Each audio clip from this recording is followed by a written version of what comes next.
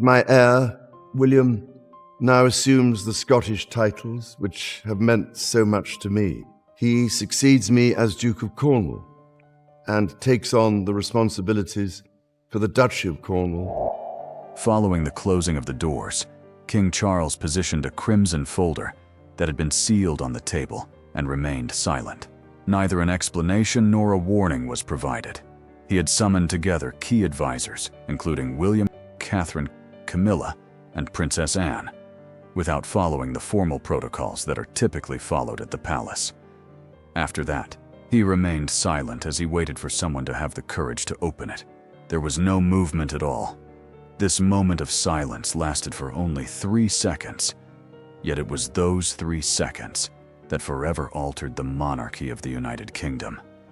It all started with the call that I received without any prior warning. Emergency situations and transitions are typically handled effectively by senior advisors at Buckingham Palace. They are experts who are not easily taken aback by unexpected events. On the other hand, even the most experienced members of the group were taken aback when they received an unexpected request for a meeting. There was a deviation from the standard procedure by King Charles. He did not offer an agenda for the meeting, nor did he alert anyone through his private secretary about an upcoming gathering. Those with knowledge of the situation claimed that the call was sent out directly. Neither the subject line nor the agenda had been established, nor was there a timetable for determining how long the meeting would go. It was clear that the situation was quite bad, based on the names of those who were invited. In addition to the presence of key advisors, who have a high level of security clearance, the presence of Prince William Catherine, Princess of Wales, Queen Camilla, and Princess Anne was also present here. Certainly this was not a typical gathering. It was a gathering of influential people who are in favor of the monarchy, at times of challenging circumstances. Even before Charles came, those who entered the private council chamber remarked on how strange the mood was considered to be. It is not appropriate to discuss delicate topics in this room, including concerns pertaining to succession and security. Attendees most likely prepared themselves expecting unfavorable information when they were summoned to that room without reason. There was no idle chatter or meaningless small talk that took place. Papers were not shifted, nor did anyone reach for water. At the table, William was seated, and Catherine was seated next to him. While Anne emanated the gravitas of someone who had observed key occasions in the history of the monarchy, Camilla maintained her composure during the entire presentation. The atmosphere was thick with the weight of uncertainty. After some time had passed, royal reporters were informed by insiders that a sense of dread had taken over the chamber. Were we talking about safety here? Concerns had increased as the external environment developed a greater degree of peril. Or was it a symptom of an illness? Since the month of February 2024, Charles had been battling with the diagnosis of cancer, and there were uncertainties within the palace regarding the exact nature of his health predicament. There was also the matter of succession that continued to be a concern. Despite the fact that this subject had been discussed in strategic meetings and public comments for a considerable amount of time, no one had directly addressed it.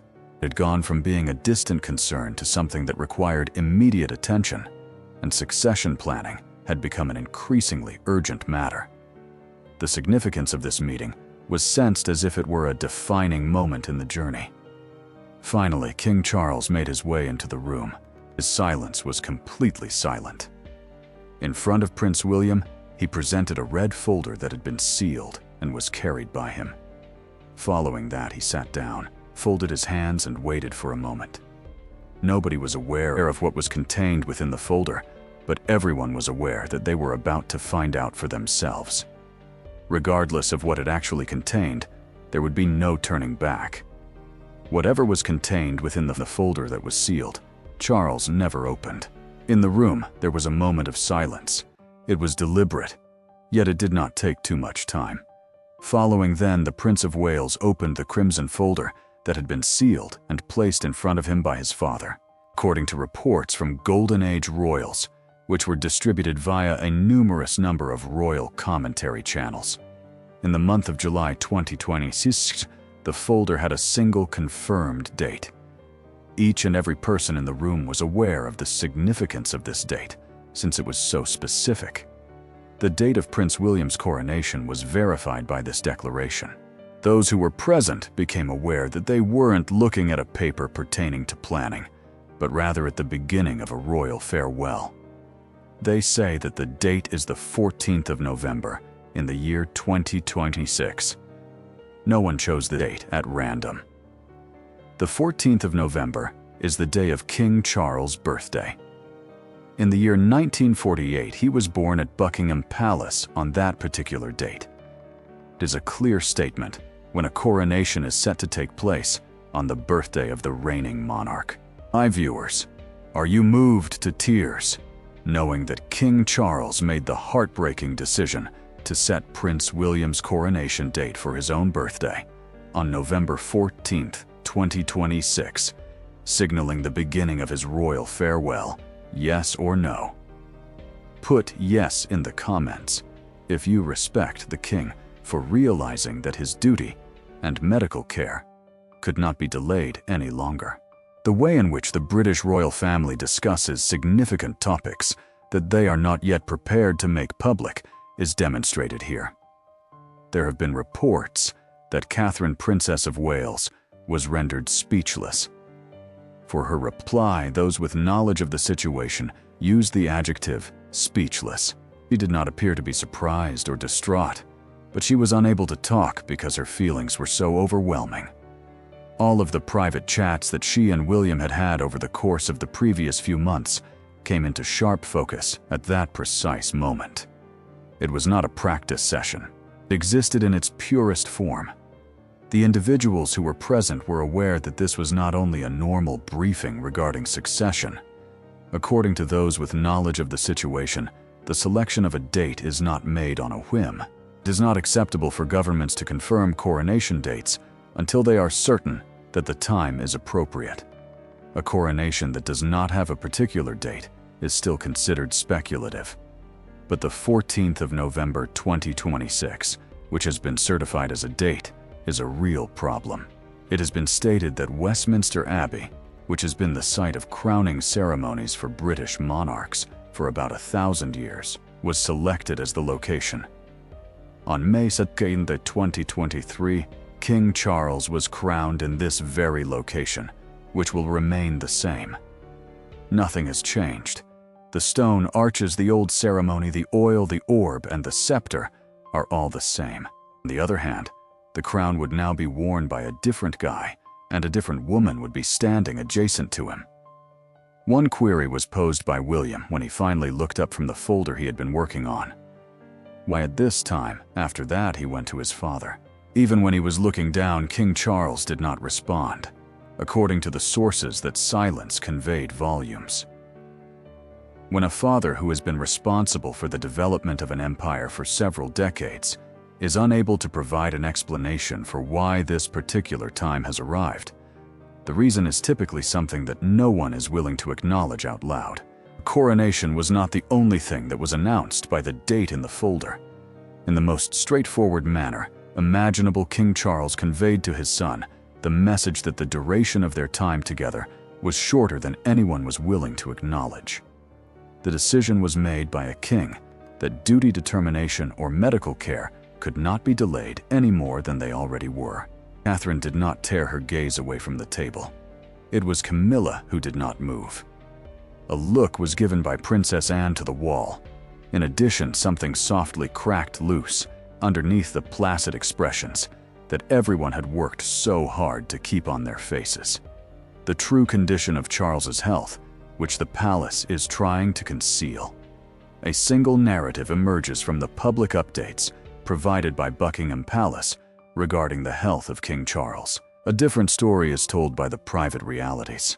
After receiving treatment for a prostate condition that was unconnected to the disease, Buckingham Palace made the announcement in February 2024 that the king had a specific type of cancer. No information regarding the particular form of cancer was provided, The tale was carefully managed by the palace from the very beginning, with just enough material being disclosed to give the impression that it was open, but specifics that might allow for a more accurate picture of his health were withheld. Over the course of the subsequent months, the general public witnessed a carefully manufactured image of consistent progress. Charles carried on with his work, went to events, handled state problems, and traveled to several countries. A monarch who is afflicted with cancer but maintains that it will not restrict his reign was the subject of this representation. Those who pay careful attention to him believe that this portrayal is partially correct, but falls short of being entirely accurate. Then, in December of 2025, the king divulged in a video that had been pre-recorded that he would be receiving less treatment for his cancer the following year. He referred to it as a personal blessing and emphasized the importance of early diagnosis in terms of saving lives. This appeared to be good news, a reason to be cautiously optimistic about the future. On the other hand, a spokeswoman for the palace later said that this was a transition to a preventative phase of therapy that would be regularly evaluated and reviewed. An experienced royal reporter named Robert Jobson, who is well known for his trustworthy sources, indicated that the palace had placed an excessive amount of emphasis on the positive news. In his opinion, Charles is not making a full recovery from his cancer. Simply said, he is just handling it. In spite of the fact that the monarch has been seen to be fatigued at public engagements, Jobson has observed that he continues to carry out his responsibilities because he has a great sense of responsibility. Several other insiders shared this viewpoint as well. In the beginning of 2026, there were reports that suggested the public relations team of the monarch had requested that journalists minimize the severity of his condition prior to the announcement that was made in December. In the event that this is accurate, it gives the impression that the palace is attempting to exert control over the narrative by disseminating a restricted amount of information, but concealing the complete truth. The end result is a public narrative that, while it may sound soothing, does not offer any guarantees that can be considered definitive. It is not the same thing as remission or reduced treatment. A recovery phase is not the same thing as a preventative phase. Constantly watched does not guarantee that stability will be maintained. Over the course of 2 years, the palace has spent a lot of time selecting phrases that have a positive sound to them, as opposed to publicly presenting a diagnosis that is still unclear. A number of sources disclosed in the year 2026 that the king is aware that his time and his position are limited, and that he is making decisions in accordance with this knowledge. Despite the fact that his schedule is considered by some to be unsustainable, he continues to work. It is reported that he desires to maintain the stability of the institution in the event that his health deteriorates. He proceeded with a state visit to the United States, which included a meeting with Donald Trump, despite the fact that his doctors and aides expressed worries about the experience. According to reports, Queen Camilla pushed him to minimize the number of engagements he had, but he declined. There is a connection between the unreported diagnosis of the monarch and the sudden presentation of a coronation date to Prince William. If you want to understand why a secret crimson folder arrived in a private council meeting, or why a coronation date was abruptly offered to Prince William, understand that it all has to do with the king's diagnosis. The palace has been exerting a great deal of effort in order to cover up the truth about his condition. It was never a question of whether or not this moment would come. Rather, the question was when it would come. Inside in the room, the king eventually disclosed his response to the question. This is the question why now Charles ignored William's request, which he made. A single query was posed by William to his father. Why at this time, he was just required to inquire once. When asked for his response, King Charles, a man who had spent more than 70 years preparing to become ruler, remained silent. It had been a difficult journey for him. The passing of his mother, the dissolution of his first marriage, and problems with his son Harry and brother Andrew were all factors. During that intimate discussion, he did not voice a single word, and instead gazed down at his hands. According to one individual who later revealed their understanding of the situation, that quiet screamed more loudly than words. They clarified to a reporter that while it is possible to argue or debate the validity of an answer, silence cannot be contested. Charles demonstrated that there was a stronger sense of urgency behind his quiet, despite the fact that he is typically someone who knows what to say and how to control the narrative. In the end, time was running out. Slowly but surely, the tension in the room increased. As William confronted his father, his look conveyed the gravity of the situation that he was encountering. The burden was also felt by Catherine, who was seated next to him and was still in the process of recovering from her own cancer diagnosis. She had put in a lot of effort to rebuild her strength and get back into the public eye, but now she recognized that their future was going to be different than she had anticipated. There was a consensus among those who were present on the phrase, "A precise date is not chosen casually." Everyone was aware that it indicated that a date for the coronation was extremely important and was probably required sooner than that was anticipated. It was then that the children George, Charlotte, and Louis came into the picture. At the age of 12, George is well aware that he will one day become king. But even at the age of 12, he is still a child. Both Charlotte and Louis are 10 years old. They did not choose to live this life in the same way that their father and grandparents were born into it. So were they. William and Catherine felt the weight of the responsibility of guiding their children into obligations that they were not yet able to completely comprehend while they were in that room. They were not concerned with the crown in and of itself. William was prepared for the duties that came with this post because he had spent 43 years preparing for it. The impact on their family life was the source of their concern. Because of this, they were concerned that their children would one day wake up to a different world without being able to comprehend it. Catherine sat in silence for a considerable amount of time. Her lack of speech was in contrast to Charles's. While he refrained from speaking, she appeared to be struggling to process the overwhelming news. In the room, there was a pause in the talk. It was not a hurry from the advisors. The two of them did not check their watches or talk about their plans. Due to the fact that the contents of that sealed packet contained more than simply a document, they accommodated her request for additional time. It was a farewell that had not yet been announced to anyone. The King of Shadows, how William already rules without making a sound. William had already begun to move discreetly for a considerable amount of time prior to the closure of that red folder and the conduct of the meeting without an agenda or prior notice. There was no intention on his part to garner notice. On the contrary, he was making meticulous preparations because he was aware that the royal institution that he would eventually oversee could not afford to wait.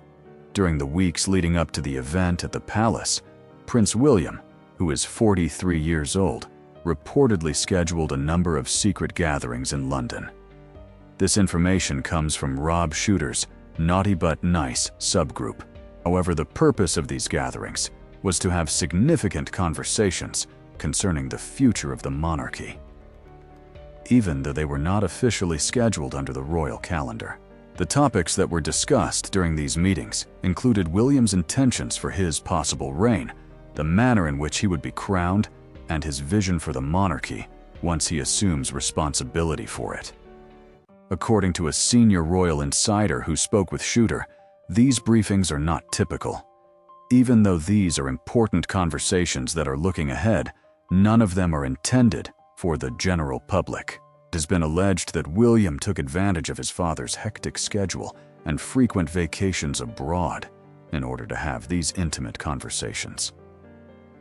William made the most of the opportunities that presented themselves to him when Charles was either in Washington or engaged in other royal responsibilities. According to certain accounts, William is not only referred to as the Prince of Wales, but also as a Shadow King. In the meantime, his father was concentrating on making public appearances. He was taking on the responsibility of making decisions and dealing with palace policy. In spite of the fact that he had not yet been crowned king, he was already acting in a manner that the royal family required, even if they were unable to legally acknowledge his actions. Throughout the entirety of this process, Catherine was by his person. As early as the beginning of the year 2026, it was reported that she was actively involved in the preparation process for William's future coronation. It was mentioned in one of the accounts that she collaborated with senior advisors to make sure that they were ready early on in order to prevent any turmoil during the transfer. It was intentional for her to play a role which indicated that she was becoming increasingly important in both ceremonial and practical affairs. At the beginning of the year 2026, it was established that King Charles was actively working to increase Kate's profile in preparation for a potential handover. A prominent royal duty that lasted for 5 years and was performed by William and Kate was interpreted as a significant indication that the palace anticipated the shift could take place sooner than what was publicly announced. It is guaranteed by this agreement that William and Catherine will continue to be significant players in national and international life for a period of 5 years, regardless of when the transfer takes place. William, on the other hand, has made it abundantly clear what kind of monarchy he intends to govern. According to those who are close to him, he intends to put the institution back on its feet so that his children can inherit it. All of the reforms that he intends to enact have been outlined openly by him. In his view, a monarchy that is more effective and has a more distinct divide between ceremonial responsibilities and actual influence is established. He desires to have a more intimate relationship with the people of the United Kingdom, moving away from the customary concealment that has been prevalent around the handling of bad news and delivering the openness that the people are demanding. Charles is aware of the fact that William does not intend to implement the strategy that his father has implemented. The Shadow King is getting ready to ascend to the throne, and the light is reaching the scene far more quickly than anyone who was not present at the private meeting anticipated. William is going to inherit the monarchy along with Harry and Andrew. Not only will William inherit a castle and a crown, but he will also inherit a monarchy that includes other things. It comes with difficulties that have been hanging around for a long time and are personal and unresolved.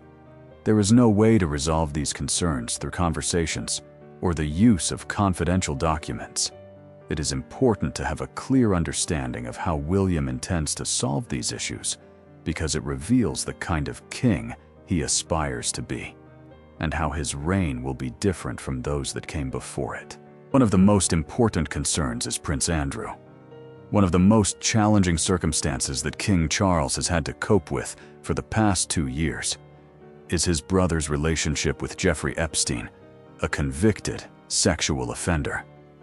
The royal family's reputation has suffered as a result of this connection, and the consequences are still being felt today. A significant number of Andrew's public duties have been abolished by Charles, and he has also revoked his military titles. Sources within the palace have said that there has been significant pressure placed on Charles to proceed further. Several people are advocating for the complete disconnection of Andrew from the monarchy, which would involve removing him from the line of succession and making the disconnection explicit in legal terms. William has been the most vocal supporter of removing Andrew from the line of succession because of his strong advocacy. Reporters were informed by a source within the palace that William believed Andrew ought to have been completely removed from royal life. Nevertheless, King Charles has adopted a more cautious approach to the situation. People who are close to him claim that he has a difficult time juggling the responsibilities of being the leader of the monarchy and being Andrew's older brother. During high-pressure situations, he has been hesitant and concerned, learned more about Andrew's emotions than he has been about the image of the monarchy. There was a top palace source who stated in a straightforward manner that Charles hesitated when discussing how he handled the problem with Andrew. William does not show any reluctance. People have the belief that once he becomes king, he would be able to make judgments on Andrew that Charles has been unable to do otherwise.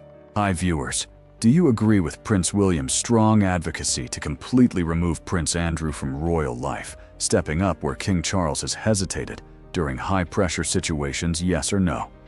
Put yes in the comments if you trust William to finally make the tough judgments that his father has been unable to make. Let's show the palace that true leadership means making the hardest sacrifices. Hit that subscribe button right now to show your unwavering support. The circumstances surrounding Prince Harry are more emotionally complicated and more obvious. Charles and Harry experienced several tender moments in the year 2026.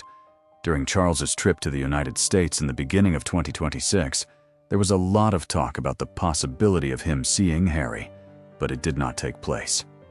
An insider apparently caught Harry saying that Charles was doing well as he was attending a gala in New York. Harry's statement was reportedly overheard by the insider. The occurrence of an unanticipated event took place on July 10th, 2026. It was at Highgrove that King Charles first met Harry and his family. After a period of 4 years, the monarch finally got to meet his grandchildren for the first time. There was no official statement issued by the palace following this meeting because it was a private gathering. After learning about the encounter at the very last minute, William experienced a sense of being taken aback. He was taken aback when he was not consulted. According to the reports, William was under the impression that his father was in London, working on official business rather than attending a private family event. It is implied by the term blindsided that he believed he had a complete understanding of the issue, but he later found out that significant changes had occurred without his knowledge. Reporters who cover royal affairs are well aware of William's opinions toward Harry.